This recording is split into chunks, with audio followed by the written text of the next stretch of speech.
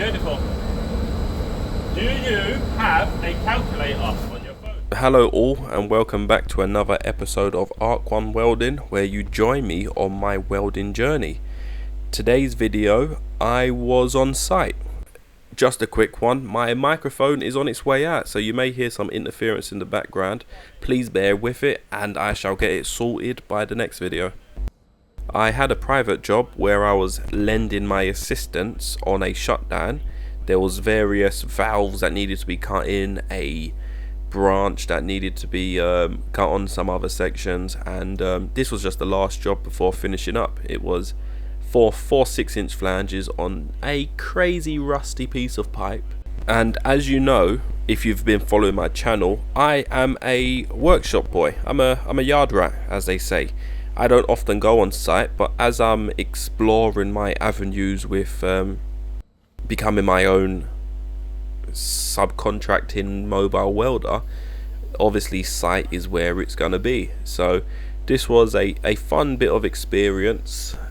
It's always a learning curve anytime you're doing anything for the first time, and it was fun. I had a good old time there. Definitely appreciate the hard graft that on-site welders do. It is long, the positions, even something like this, what you could argue is a perfectly set up situation to be in, was still uncomfortable. I feel like a puss moaning about this because where I was the day before was even higher up the scaffold in an even tighter spot, doing a swept tee on an even smaller section of pipe. So yeah, this was nice, minus the fact of having to scrape the rust off the pipe and smash the flange square into the lagging just so I could get a correct reading. And as you can see, I have someone with me. So he was employed by this company, and we took a liking to each other really fast. I was there for 4 days, and by the end of it, yeah, he was a great man to meet, a wealth of knowledge and just a great attitude to have, and we clicked fast. And that's what you that's one thing that I do like about doing the mobile welding jobs is just meeting new people who just have a wealth of experience that they can share with you. This case here, he was a welder mostly, which is why I'm fitting for him. I did weld some of the flanges later on in the video, but I had finished my jobs that I was scheduled to do. They asked me to stay an extra day for this situation here because you have to be paired off with a fire watch and a welder. We was taking the piss a little bit, you know, me being up there fitting, because even tacking, I'm sure they would want a fire watch down below. So once I helped him out fitting all the stuff, I went down, watched to make sure that no TIG welding sparks flew down through the scaffold a couple meters down to the ground and set fire to this concrete building. But you know, we have to appreciate health and safety because it does keep us safe. But yeah, I was fire watch, as well as I welded one of the flanges just because I got bored. But I'd done my job the previous 3 days, and like I said before, it was a shutdown, so all hands on deck.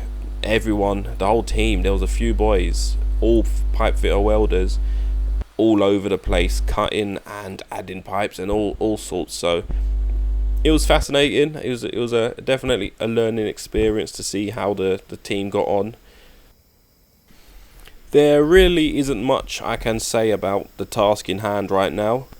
It's obvious, checking the distance between the pipes, taking away the measurement of what's going in, dividing the overall measurement left over in half to know how far the flanges stick out, taking into consideration the thickness of the joint ring that goes between the pipe and the two flanges, and and hanging the flanges accordingly. If you've not seen this stuff before, I'm using flange pins to find the center of the bolt holes, and the level goes on top of it, and that's a flange square that I'm using to level it off. When we cut the section out, the pipe did drop, so that's why I'm not using a level, because the pipe isn't running level. So flange squares the way it goes.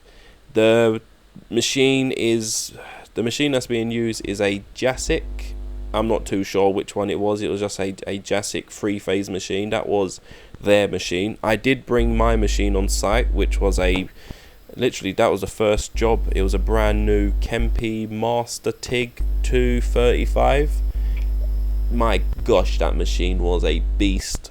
It's a single phase AC DC TIG welder, and I was welding 8-inch flanges, I think around 200 amps on a single phase domestic plug socket, so a 13 amp plug socket, continuously, flange after flange, and the machine, one, didn't hit its duty cycle, and also didn't trip the fuse. So it was amazing. The only downside was I still had the water cooled attachment on it, so it was too heavy to pick up, and it was a heavy beast lugging around from place to place. So I think if I'm going to continue doing more and more of this stuff, I do need a more portable machine, because yeah, I don't know, I think the water cooler in itself was at least 10 to 12 kilos plus the weight of the machine, so it was like 25-30 kilos. Couldn't carry it up the ladder, but luckily I've got an 8-meter torch.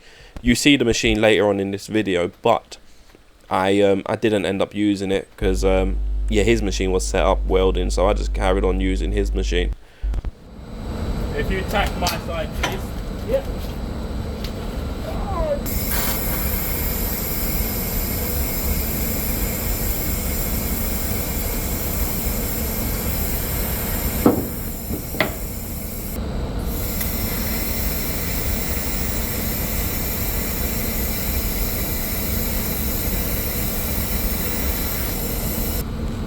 Yep. So there really isn't much I can show you when it comes to the TIG welding. I didn't get arc shots, and yeah, this video again, like I was saying, I was on the clock. I was being paid to work, and I was just being cheeky, grabbing out my phone and recording this stuff. So that's why the video quality isn't like my normal videos. But I always try to share as much work as I can with you lot on the internet, because it's nice to see someone doing something that's similar to what you're doing. It gives you a little bit of reassurance in knowing what you're doing, that other people are doing it the same. So yeah, that's what I know. I like to see other people do the exact stuff that I'm doing. But here's me welding now. I've got my FX 9100 mask on. I think it's just 9100. It's a 3M mask and a Optral Swiss Air respirator backpack. If you're gonna do any of this type of welding, you need some breathing protection, because I was tacking without it and it was just giving me a headache. So I do have virgin lungs when it comes to these welding fumes. It was just a one run on the inside. I was gonna let it cool down, and then I think because we was on a rush, I done the outside, and I believe I go back to the inside at the end, but I don't show you. So it's a 2 runs on the inside, 2 runs on the outside. I'm going to show you what my first runs look like in a second.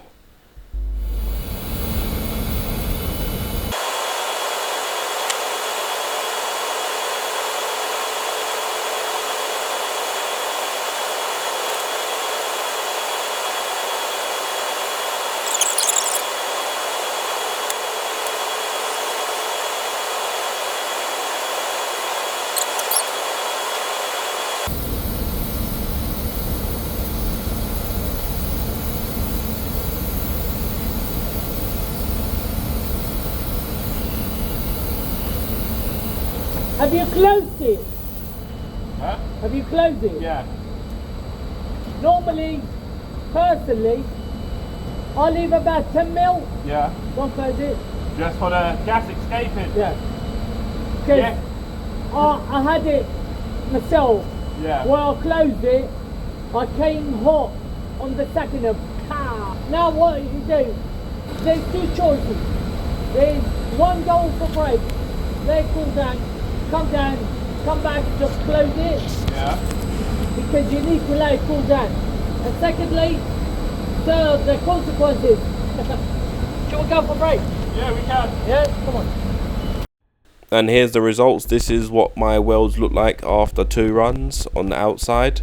It's not the best. I'm happy with that, knowing my skill level right now. We all have to start somewhere, and I don't think people should be scared posting their welds because they're not Instagram quality. This here is me, take it as it is. But that's the video finished, and thanks for watching, and I'll see you lot in the next one.